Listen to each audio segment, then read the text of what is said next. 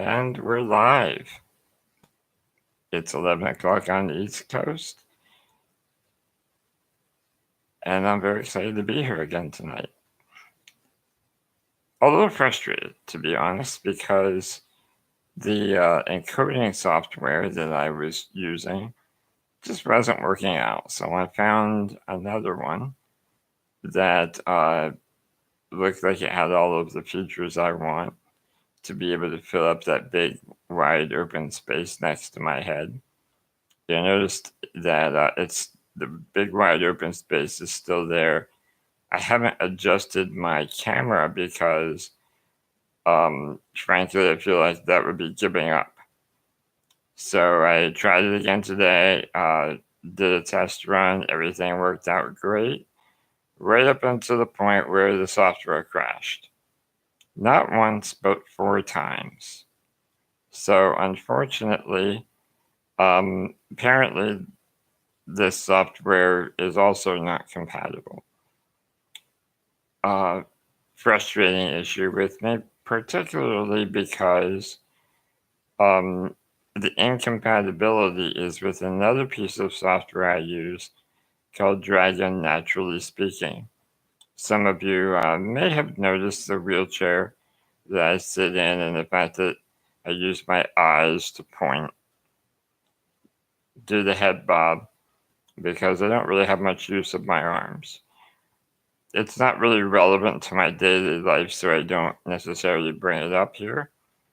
But it is relevant today because Naturally Speaking is a software that is very good for what it does. However, it has a tremendous amount of tremendous number of conflicts. That would be my voice activated phone. Sorry about that.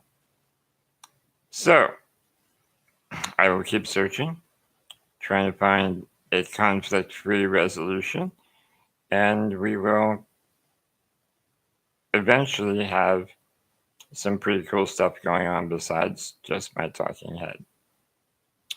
So good evening to everyone. Mr. Adamus, I see you're joining us again. It's good to see you, my most loyal fan to date, I guess. And I encourage all of you to speak up and say hi in the chat box because I like knowing who's out there.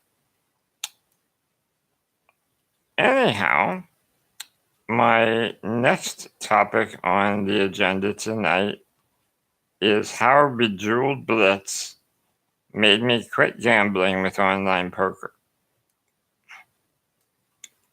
Now, I have to rewind a little bit. I've been playing games online for a long time, and one of the first games that really became super popular was Bejeweled, the old Match 3 game, in my opinion, the original Match 3 game.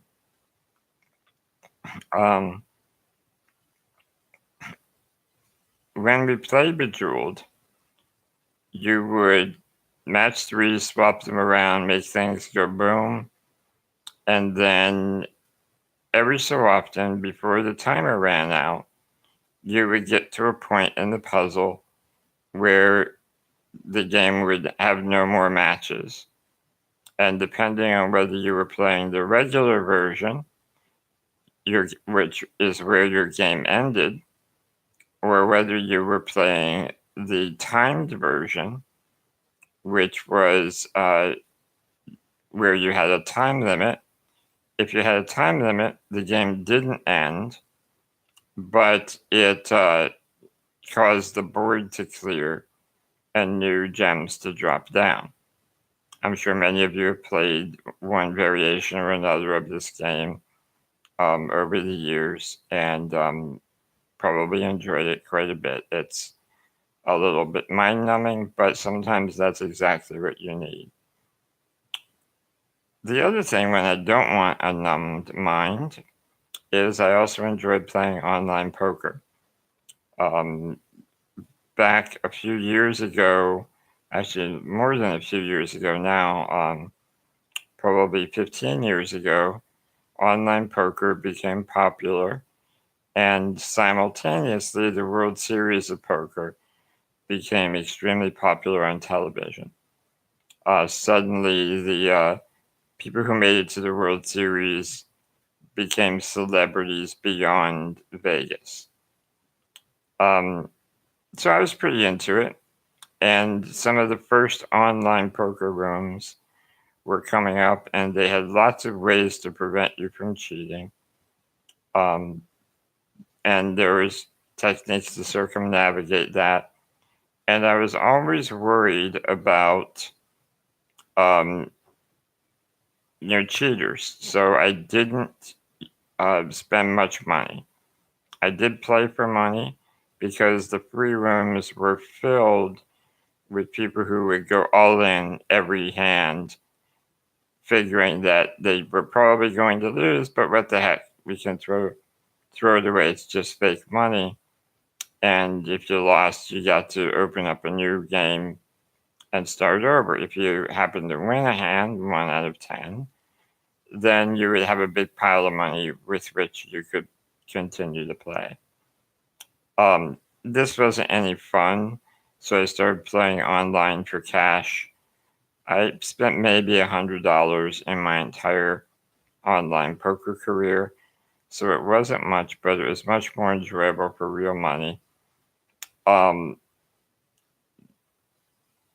but I was very cautious and didn't spend much because I didn't want to be taken advantage of by other poker players and other scammers. The online poker community got better and better because the online poker software improved, and it made it much more difficult to scam the game. One of the common ways to do it was to run it off multiple computers, and the multiple computers would be in the same room, and you'd be able to see 3 or 4 hands at the table, and everybody would sit at the same table. And they got wise to that. First, they started eliminating you from sitting at the same table with someone you shared an IP address with. It didn't make it impossible, but it made it much more difficult technologically to mask your IP address for 4 different computers. Um, the other thing that they did is they started allowing you to set up accounts, and because you needed these accounts to be funded with cash, you would have to set them each up with a unique bank account. So if someone were playing 4 different accounts simultaneously, they would also have to have 4 different bank accounts. Furthermore, if you played with the same people repeatedly, they would ban you from sitting at the same table. So now you had to play with 4 different bank accounts at 4 different tables in a major tournament and hope that you could win enough of those tables to get all of your games running properly and seated at the final table to win any serious money. So it became quite challenging to scam the system. That made me feel great, right? That's why Poker Stars and Bodog and all of the major poker platforms were out there and trying to save us from each other. Here became the problem. You might think if these companies had a vested interest in making it fair, and they were still always taking a small percentage, what motivation would they have to cheat you? And wouldn't you be able, through simply keeping track of what cards were played, on your own to be able to catch the companies that were cheating. Wouldn't they have a vested interest in making sure that everything was fair and that the business was paying out properly? Well, here's what made me change my mind. It was Bejeweled Blitz, which is the Facebook version of Bejeweled. It was a competitive version where you play against other players. But one thing that they changed in Bejeweled Blitz compared to the original Bejeweled is that they were able to manipulate the algorithm to drop random stones in a way that there would never be an occasion where there is no stones that could be matched. And this had to be very advanced because no matter where you chose to swap stones, it would have to drop in new stones that would make a match in a matter of a tenth of a second. So I started realizing that what appears to be completely random with Bejeweled Blitz is, in fact, not random at all. You're guaranteed to have winning stones on every single board, no matter where high or low you wipe out the last one.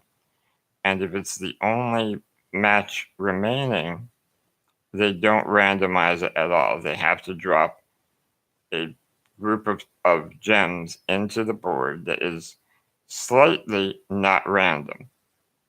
It has to appear random. You need to feel like there is just as much chance of achieving success as failure in any drop of the gems. So once I realized this, I started playing Bejeweled more, actually. The reason was I wanted to see if I could use this new knowledge to my advantage. And when I realized that wherever the stones dropped or the gems dropped, there was going to be a match. So if there were no other matches on the board that I could see, I knew wherever I dropped one, there would be a match dropped in its place. So I'd watch, and when the board was nearly clear, I would start swapping near the top to allow as few stones as possible to drop down. And every single time there was a match. And I was able to swap them very, very quickly, and my scores went up exponentially in a 3-minute game. Not only was I able to determine that it was not truly random, but I was also able to manipulate it so that it was to my advantage. So I started thinking about this in terms of online poker and all other types of online gambling, especially ones that have the appearance of randomness, such as online slot machines. They can, as long as they keep you putting money in, they can make you hit or miss the big money at any time. And they can do it very, very rapidly using the AI. What it made me realize is that the potential for corruption in online gambling is far greater than the potential for corruption in the actual casinos. And I don't play games of chance in the casinos because I know that the longer I play, the less likely I am to win anything. The best thing you can do is put a quarter into a slot machine, or it's probably a silver dollar by now, But you drop a coin into the slot machine, pull the handle once, and see if it pays out. If it pays out, you scoop up your money, put it in your pocket, and walk away. Because right at that moment, you have 100% chance of winning. And your chances of winning only go down from there. If you don't win, you have a 0% chance of winning. And yes, they only go up from there, but the problem is the longer you play, the more likely you are to lose, and the more likely you are to lose more money. So my advice to you, if you want to play slot machines, put 1 quarter, pull the lever, hope for the best, and take what comes. Anything else, you're playing against the house. Now, we know this and we've accepted this, and casinos are regulated to make sure the house doesn't rake in too great a portion of revenue. And it's, again, to their advantage, because if you lose every time, nobody would ever go back. But in online gambling, that's not the case. There is no regulation. There is no, it would be very difficult to prove even if there were regulation.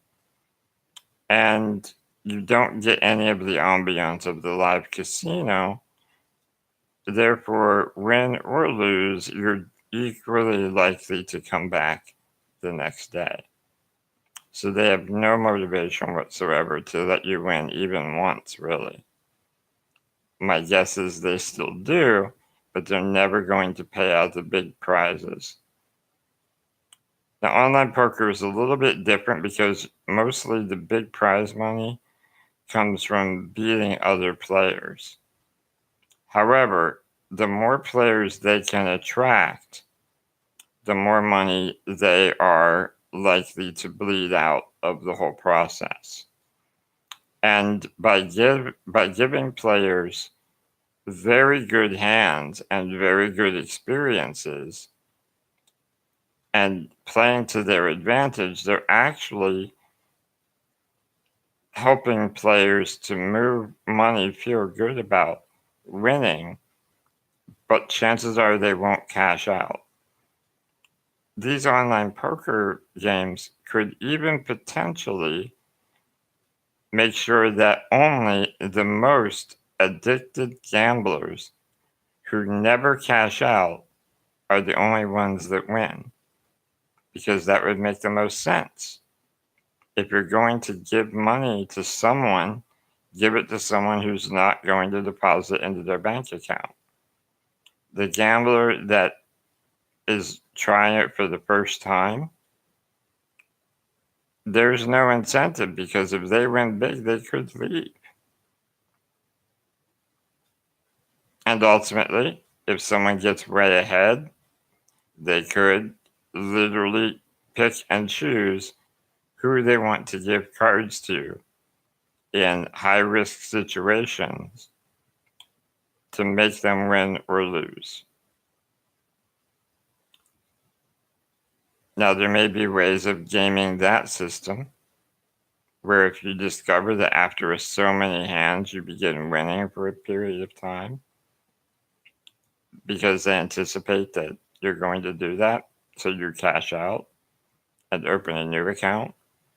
But ultimately, the gamification of it is really against you far more than it would be playing poker in a casino, where the biggest chance of success or failure is the person seated across from you, because the house takes the same rake regardless of who's playing, who's winning, and who's losing.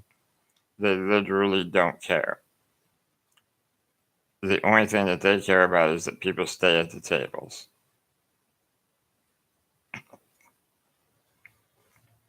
So that's how Bejeweled Blitz convinced me that there is no online gaming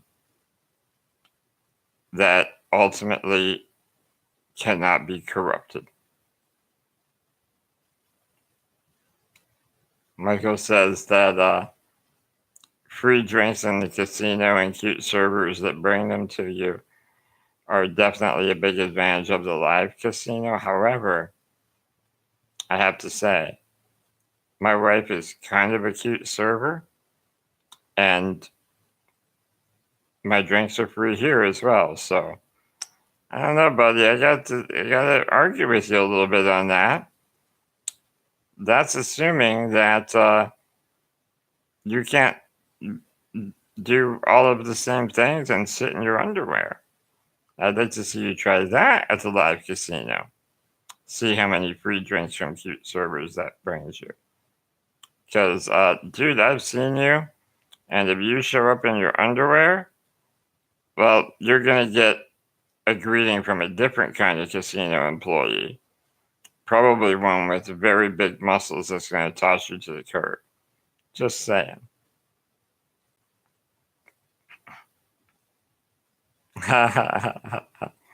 That's true. Nothing is free in my house. I've paid for it all, just I paid in advance. And yes, she is adorable. I like her a lot.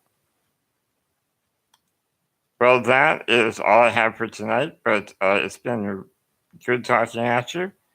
I hope more of you will, first of all, take my advice and go to the casino, enjoy the experience, and take your winnings or losses with a grain of salt, because ultimately you're paying for that experience. If you enjoy it, fantastic.